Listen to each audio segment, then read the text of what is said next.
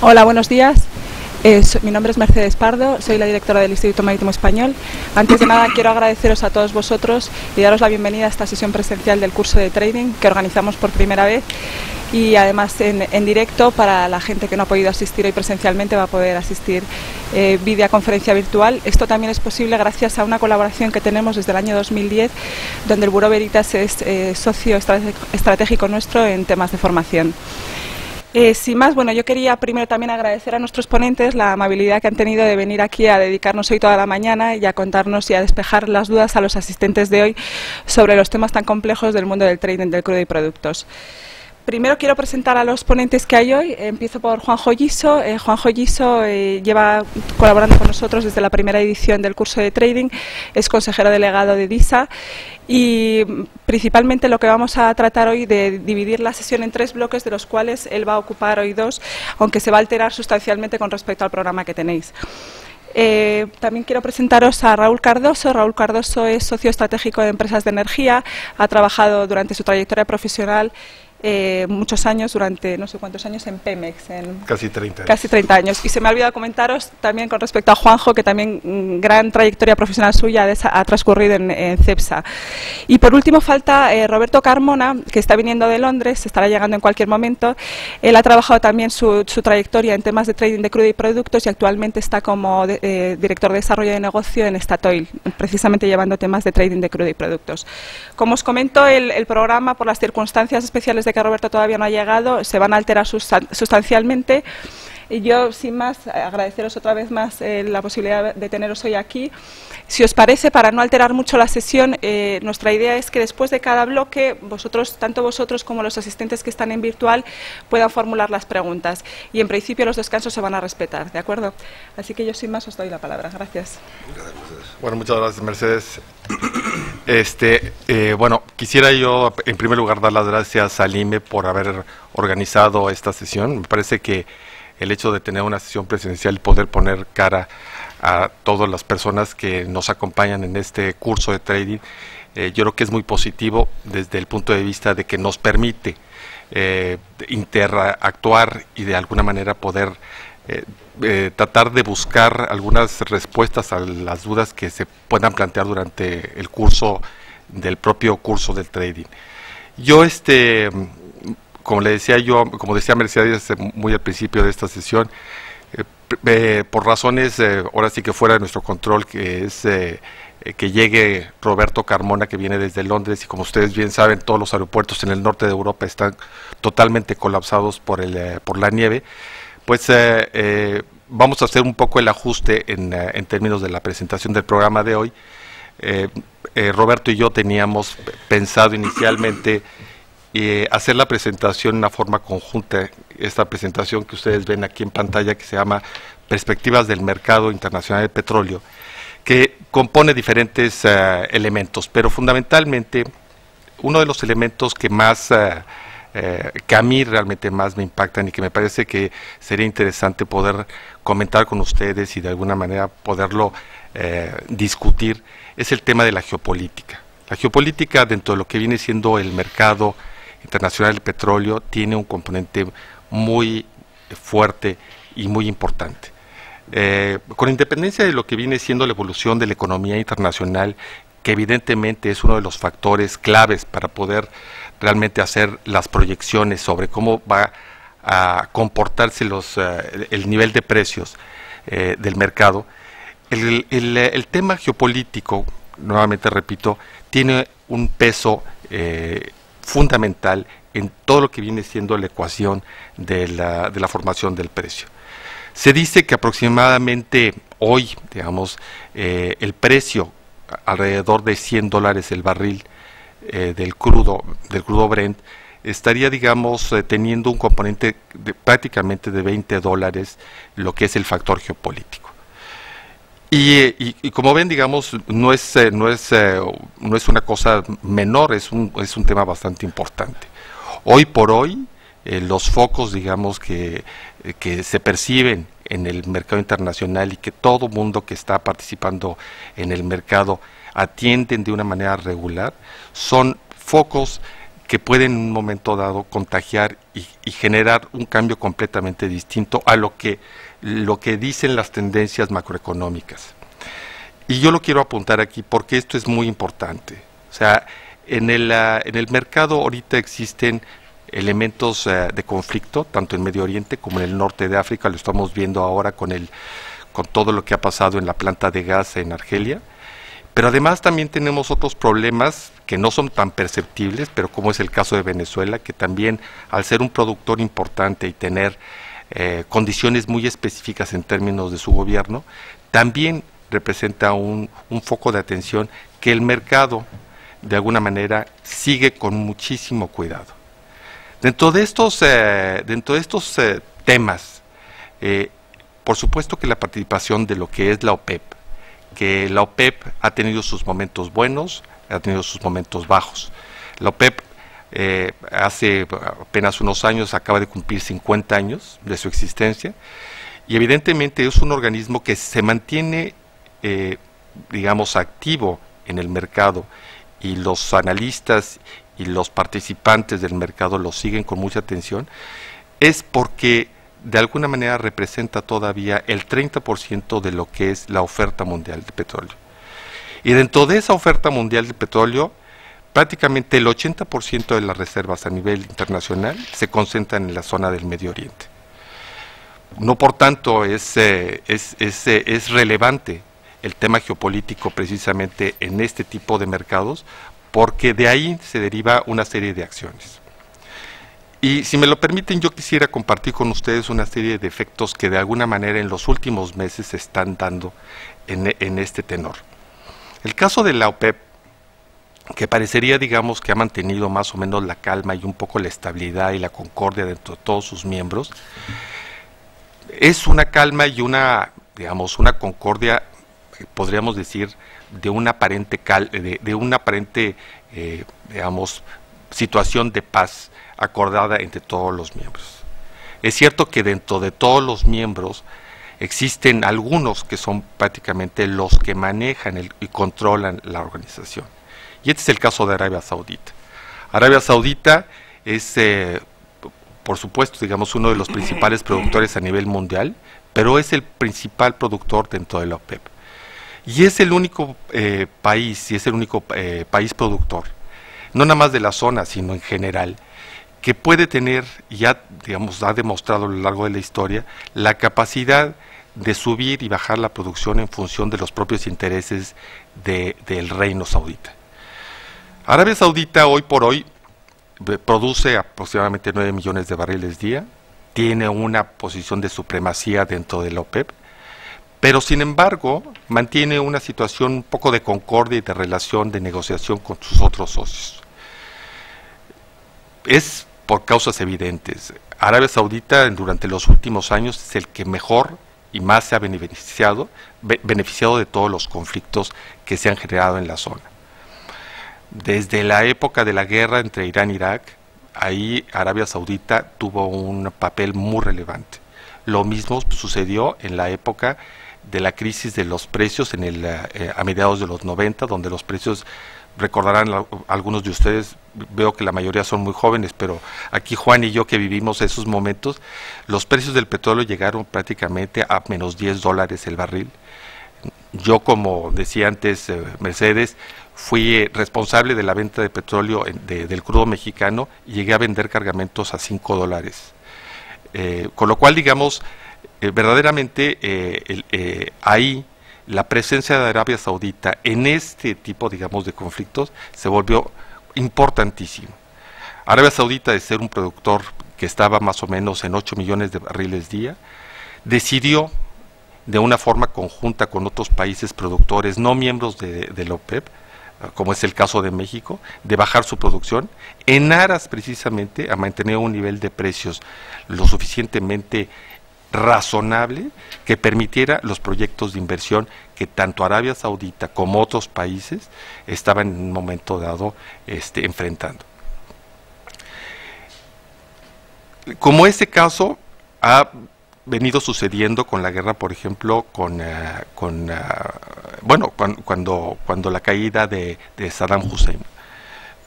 Cuando se dio esta situación, ustedes recordarán, algunos de ustedes, que la participación de los sauditas en la guerra fue muy activa y ellos evidentemente tenían un interés, mantener el precio en un nivel lo suficientemente fuerte, pero tampoco que afectara la evolución económica para que realmente esto se mantuviera a mediano y largo plazo. Arabia Saudita no nada más mantuvo el precio y generó mayores ingresos para sus propias economías, sino que también lo que hizo es tomar una posición en el mercado, teniendo mayor presencia en algunos de los mercados en donde ellos no habían estado plenamente posicionados. Y este es el caso que hoy se maneja. Hoy Arabia Saudita está preocupado porque los índices de precios los ve razonables dentro del rango de los $100, pero tampoco quiere que estos precios vayan a pasar más allá de estos rangos, porque fundamentalmente podrían afectar nuevamente a la economía, como ya pasó en el 2008, y que lo que precisamente Arabia Saudita, como un productor importante, grande, con esta capacidad de poder subir y bajar, ha tomado la decisión de que durante los últimos meses un poco replegar parte de su producción. ¿Con qué? Con aras precisamente a mantener un equilibrio entre lo que es la oferta y la demanda. Arabia Saudita no lo hace esto nada más por gusto o porque sea un país responsable dentro del mercado, sino porque Arabia Saudita también está teniendo problemas muy serios dentro de su propio país. Como ustedes saben, es una monarquía digamos, liderada por gente muy mayor. Nada más hay que considerar que el rey Abdullah está cerca de los 90 años y el príncipe, digamos, que lo va a suceder, está cerca de los 82, 83 años, con una situación de salud muy frágil. Con lo cual, Arabia Saudita se encuentra en un problema no nada más de gobierno, sino también de la sociedad. Aunque la sociedad es relativamente pequeña, porque la población son nada más 27 millones de personas, es una sociedad que digamos cubre una edad media en donde hay muchas deficiencias y en donde hay una cierta discordia en términos de cómo se ha venido manejando la monarquía. Esa situación en donde ha habido una serie de represión dentro del propio país, pero hacia afuera, la propia monarquía con sus príncipes y el rey y todo esto han generado una serie de negocios pues que no son precisamente muy claros y tampoco nada transparentes para la sociedad, hacen que haya un malestar dentro del país bastante importante. Entonces, la forma como hoy la monarquía y el gobierno está tratando de controlar ese posible, digamos, levantamiento es a través de financiar una serie de proyectos sociales que de alguna manera generan un beneficio, una gran satisfacción. Han dado un plan precisamente para favorecer a toda la gente que tiene problemas de empleo. Ha proporcionado también casas a gente que no tenía recursos para poder entrar en créditos. En fin, ha estado tratando de moverse en una situación un poquito más moderna, un poquito más de responder a los requerimientos de la sociedad, pero no se sabe hasta cuándo. O sea, esto es un problema que puede, digamos, estallar en los próximos años si realmente la monarquía no se ajusta a las condiciones actuales. Perdonen que me alargue tanto con el tema de Arabia Saudita, pero Arabia Saudita, nuevamente, es, por supuesto, el productor más grande dentro del OPEP, pero también es un productor que determina mucho lo que viene siendo el concierto del mercado a nivel internacional. Hoy la gente, los analistas, los reporteros, los especialistas, todo mundo sigue las declaraciones del ministro saudí, porque evidentemente es un poco las señales por donde el mercado pudiera ir teniendo un comportamiento. Arabia Saudita no nada más enfrenta este problema interno, como lo acabo de mencionar, pero también enfrenta un problema de control dentro de la zona del Medio Oriente. Su histórico rivalidad con Irán ha hecho que precisamente las cosas se empiecen un poco a calentar en toda esa zona. El conflicto mismo de Siria, que parecería, digamos, un caso aislado, Pues no, no es un caso aislado, es un caso en donde evidentemente la participación tanto de Arabia Saudita como de Irán tienen un efecto.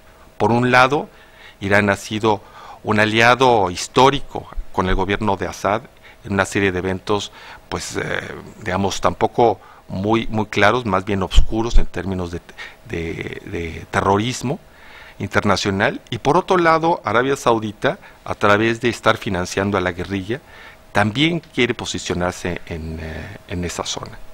Siria, como ustedes saben, también es un productor, no pertenece a la OPEP, es un productor menor, sin embargo, hoy por hoy se mantiene como un foco muy importante que el mercado sigue con mucha atención, precisamente por el conflicto no nada más del propio país y sus consecuencias, sino por el efecto de control que puede tener entre Arabia Saudita e Irán. Luego quisiera pasarme al tema de Irán. Irán, como ustedes bien saben, también es un foco de mucha tensión geopolítica en la región. Irán desde hace muchos años lleva un programa muy ambicioso del enriquecimiento del uranio. Ellos han estado de alguna manera argumentando que primero es un derecho de su propio país y segundo que todo este enriquecimiento será con fines meramente sociales y no militares. Existen toda la serie de dudas, evidentemente, porque a lo largo de toda la historia se ha visto que Irán pues, ha sido un imperio que siempre con un deseo de control dentro de toda la zona, y lo ha tenido en algunos momentos de la historia. Por lo cual Irán, con una población de 70, 80 millones de habitantes, no es una cosa de no considerarse. Hoy por hoy, la comunidad internacional también atiende con mucho cuidado lo que está pasando en Irán, porque todas estas señales de poder sentarse a la renegociación de su programa y todo esto, no parecen atender mucho a la razón, sino más bien a la cienrazón que Irán está queriendo imponer dentro de este tipo de diálogo. Además de Irán y Arabia Saudita en la zona, también existe otro foco de atención que es el caso de Irak. Irak, que como ustedes saben sufrió muchísimo durante la guerra, en términos de lo que fue la producción, pero también en términos de lo que fue la infraestructura del propio país que se ha totalmente destruido, ha tenido ahorita pues que concentrarse de una manera muy acuiciosa en poder restablecer la propia condición del país para dar un poco de tranquilidad a la gente y a los inversionistas. Los inversionistas extranjeros ven a Irak como una fuente importante de reservas. Se considera, digamos, que después de Arabia Saudita la mayor concentración de reservas de petróleo están en Irak, y sin embargo ha tenido poco resultado en términos de cómo poderlas desarrollar, porque existe la permanente amenaza de los inversionistas extranjeros de sentirse un poco intimidados por la situación de seguridad que está en toda la zona. El gobierno central de Irak mantiene también un conflicto también histórico con todo lo que es el norte, digamos el noreste de Irak, que es la zona kurda, que la zona kurda, para ustedes que a lo mejor lo han estudiado, no es una cosa menor, no nada más es una cosa limitada al país de Irak, sino que es un problema mayor. La población kurda se extiende no nada más en lo que es el norte de Irak, sino que también está diseminada en Siria, en Turquía, en Irán. Y se considera aproximadamente que el total de esa población son de alrededor de 50 millones de habitantes.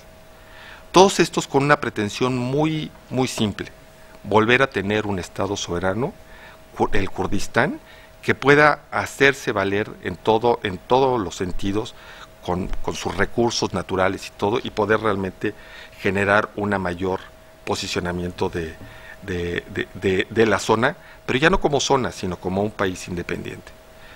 Hoy el Kurdistán y la parte norte de Irak se mantiene en una dialéctica, en un entorno de negociación bastante deteriorado con el gobierno central de Irak, porque ellos quieren realmente mantener y tener el control de sus propios recursos energéticos.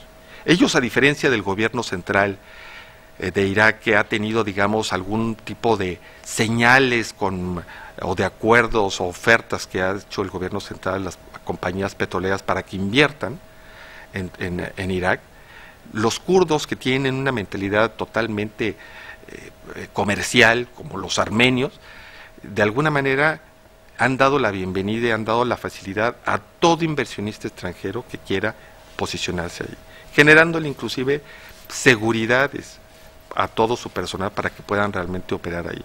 Y es el hecho que compañías que no podríamos considerar hasta hace unos meses, como el caso de Exxon, Chevron, ahora se encuentran invirtiendo ahí, o por lo menos haciendo una señal de mantenerse ahí como importantes jugadores en esa zona. Todo esto, de alguna manera, compone un panorama bastante heterogéneo que, vuelvo a repetir, el mercado y los analistas lo analizan con muchísima consideración, porque no es para menos que cualquier cosa que se salga de estas líneas que hoy se mantienen más o menos dentro de un impasse, puedan generar picos en el comportamiento del precio.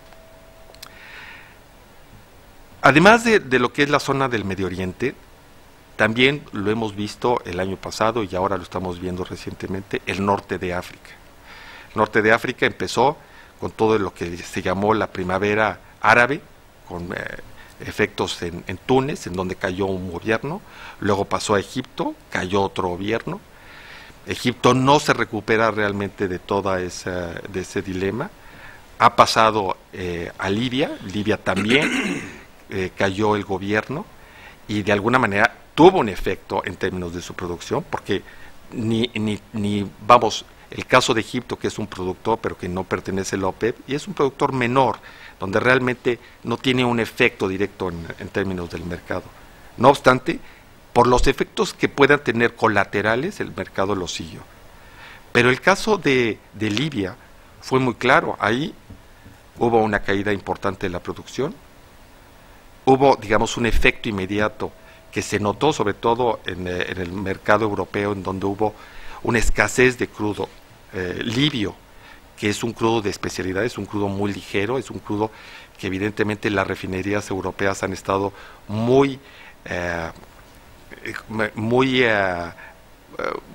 hechas a poder correr este tipo de crudos, porque además ustedes saben bien que el proceso de conversión en Europa no es precisamente muy sofisticado, y entonces este crudo de alguna manera pues ha estado permanentemente presente en las refinerías europeas.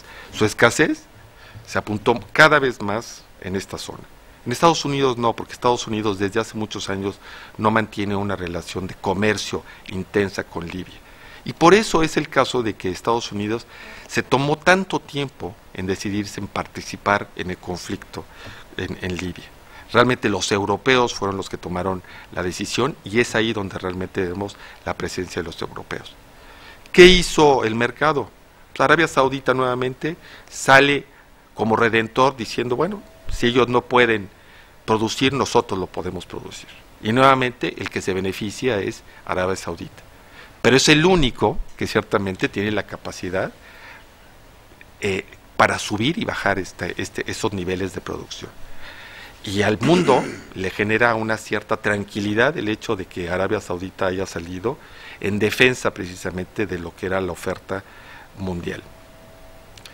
Hoy la situación en Irak está prácticamente restablecida en términos de producción, en términos militares y en términos sociales no, está todavía muy lejano a que la situación se estabilice, pero en términos de producción la situación está más o menos tranquila. Y es por eso también otra consecuencia como de la señal que presenta hoy Arabia Saudita de retirar parte del volumen que tenía en el mercado en favor a dar espacio a todos aquellos que son miembros de la OPEP y con los cuales tiene un cierto compromiso. ¿Qué es lo que sucede? Que esta calma, digamos, tensa que se ve dentro de la OPEP se puede alterar y en una forma bastante grave en los próximos meses, sino digamos en los próximos años. ¿Por qué?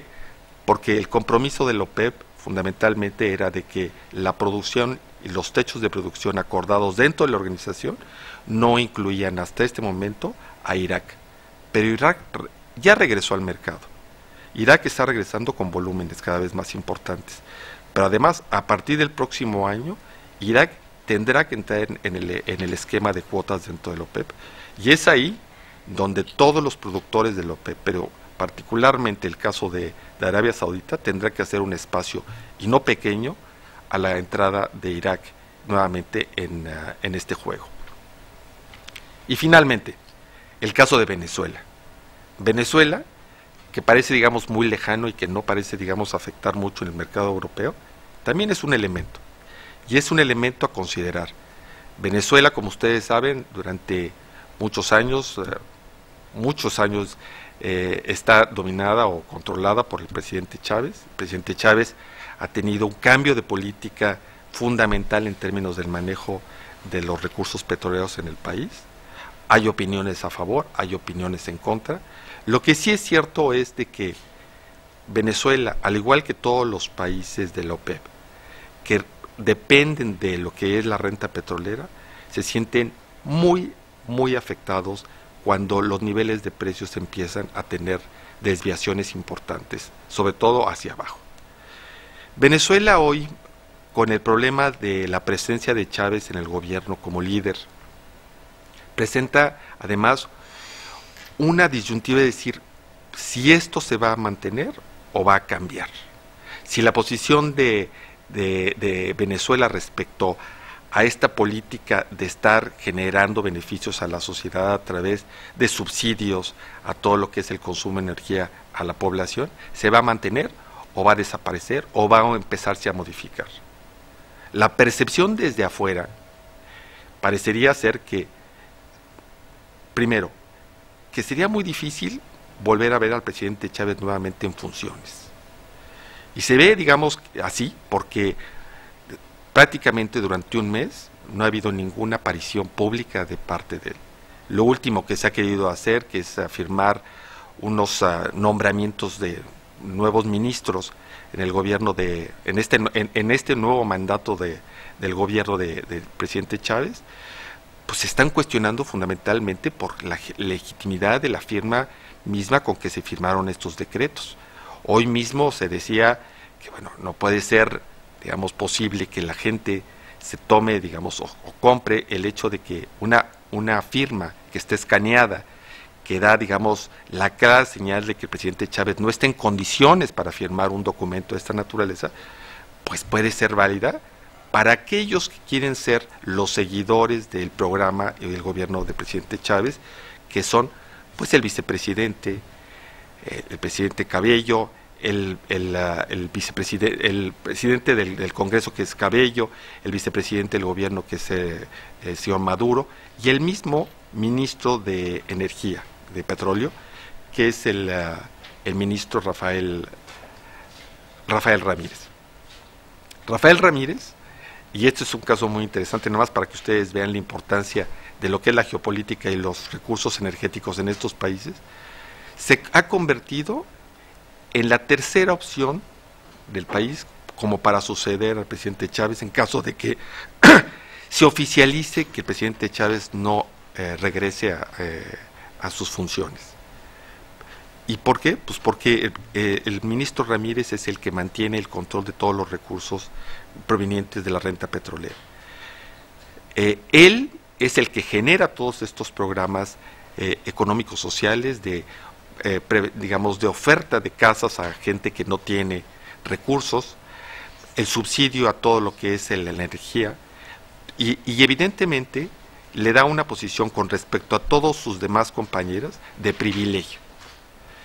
Por lo tanto, estos puntos que acabo de señalar son puntos que hoy el mercado, y a lo mejor ustedes consideran que no son, digamos, factores relevantes en todo lo que viene siendo el comportamiento, pero son factores que, nuevamente digo, los analistas, los especialistas, aquellos que son jugadores permanentes en el mercado, lo siguen con mucha atención. Por lo que decía inicialmente, el premio que tiene el movimiento geopolítico dentro de lo que es el contexto del precio absoluto del barril es nada más de $20. Y eso, pues, realmente es un tema de consideración. Pues no sé, Juan, si quisieras tú continuar con tu presentación. Yo creo que valdría la pena abrir un turno de preguntas. Yo supongo que cuando te pones a hablar de estos temas puedes estar hasta mañana hablando de estos temas y nos calles a todos los demás. Raúl, no lo ha dicho Mercedes en la presentación, además de haber sido durante muchos años el responsable de exportación de crudos en Pemex y después su representante en Europa, y como tal representante embajador ante la OPEP de México, ha sido también embajador en Turquía, con lo cual toda esa zona tan caliente de la geoestrategia de la que estamos hablando la conoce divinamente. ¿Queréis preguntas? ¿Queréis hacer alguna pregunta?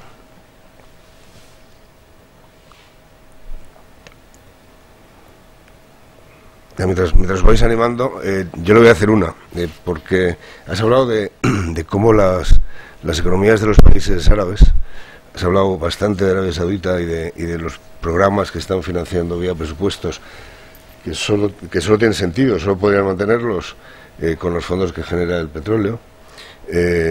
Mantiene una especie de paz social y de equilibrio interno que impide revoluciones. Entonces, el precio, decías antes, que estaba en $100 barril para el Brent en este momento, que es un precio con el que mucha gente puede vivir. ¿Cuál es el precio al cual empezaríamos a ver que todos estos países vuelven a tener problemas otra vez? Yo creo que un país como Arabia Saudita, digamos en general los países de la OPEP, están buscando un precio de equilibrio, pues no más, digamos, no más lejano a los $70. Y apunto esto porque se ha mencionado que el precio de los $70 prácticamente es el equilibrio entre lo que viene siendo la continuidad de la producción de fuentes convencionales y no convencionales. Y es precisamente ahí donde se mantiene el debate. Algunos países tienen mayor capacidad de resistir una mayor caída, y yo creo que es el hecho de Arabia Saudita. Cuenta con enormes recursos, incluso digamos teniendo latente ahí un problema social de gran consideración, pero Arabia Saudita puede aguantar mucho todavía, mantener niveles de precios más bajos, y por eso Arabia Saudita un poco está jugando, tentando un poco, digamos, a los productores, ¿no? Porque los productores, cuando y eso hablo no nada más del OPEP, pero todos los productores, cuando vemos niveles de precios muy altos, todos estamos muy contentos y nadie se preocupa realmente de lo que le está pasando al vecino de al lado, ¿no? Sin embargo, cuando empiezan a bajar los precios es cuando ahí se ve realmente cuál de los países productores tienen capacidad de resistir esto. Yo les vuelvo a contar un poco la experiencia que tuve en el año 96 cuando hubo la debacle de los precios, que llegaron hasta los $10. En ese momento, pocos países podían seguir resistiendo toda esta guerra de precios que se fue generada por Arabia Saudita, Venezuela y en alguna medida también por México. Todos en un momento dado coincidimos en momentos de grande expansión de proyectos que estaban, digamos, dedicados a crecer en términos de la capacidad, y se fue colapsando. Hubo un momento en donde no había espacio para que todos estos barriles adicionales entraran en el mercado, y la política de estos tres países fue colocar a base de precio. Si uno colocaba a $8, el otro hacía un ajuste de 50 centavos. Y esto era, digamos, yo esto sí lo llegué a vivir porque Venezuela y México competían fundamentalmente por el mercado norteamericano. Competían sobre todo por todos aquellos refinerías que estaban ubicadas en la costa del Golfo de Estados Unidos, y en donde evidentemente la capacidad para poder absorber esos barriles se veía muy limitada en función precisamente del precio. Y bueno, la guerra se mantuvo verdaderamente por meses. Y Arabia Saudita, aquí llega Roberto Carmona, que nos va a acompañar. Y Arabia Saudita fue el único que tenía realmente la capacidad para mantener esta guerra. Sin embargo, compañías petroleras tan importantes como el caso de Exxon, que Exxon no parece, digamos, que sea un productor, pero realmente actúa como productor, es prácticamente la National Oil Company de Estados Unidos. ellos fueron los que iniciaron precisamente la idea de poder tener un diálogo entre los principales productores, que estaban teniendo esta batalla, Arabia Saudita, México y Venezuela. Y en ese contexto fue que hubo, por primera vez en la historia, y eso lo puedo yo un poco, digamos, decir porque fui partícipe de estos acuerdos, fue la primera vez en la historia en donde los países no nada más se comprometieron a bajar la producción, sino que lo hicieron. Que eso es algo muy distinto. Una cosa es comprometerse bajo palabra y otra cosa es realmente tener la decisión de bajar esos barriles. Se bajó y los niveles de precios empezaron a recuperarse. Llegaron nuevamente a los $40 y eso evidentemente fue un cambio estructural del mercado. Cuando hoy se habla de que puede haber una caída, cuando ahora que me preguntaba Juan sobre cuál es el límite que puede tener la OPEP para poder bajar los precios, pues depende cada uno de los productores, pero digamos en promedio los $70 son realmente el límite en donde muchos de los productores podrían mantenerse, digamos, durante un periodo de mediano y largo plazo. Y además que puedan subsistir otros proyectos de fuentes no convencionales. Todas estas nuevas fuentes de energía que aparecen en Estados Unidos, como el shale gas, el shale oil, las arenas bituminosas o lo de Brasil, pues están por encima de los $70 y evidentemente esos proyectos se caerían, ¿no? Entonces, hay un punto de equilibrio en donde realmente los sauditas y la OPEP están tratando de marcar.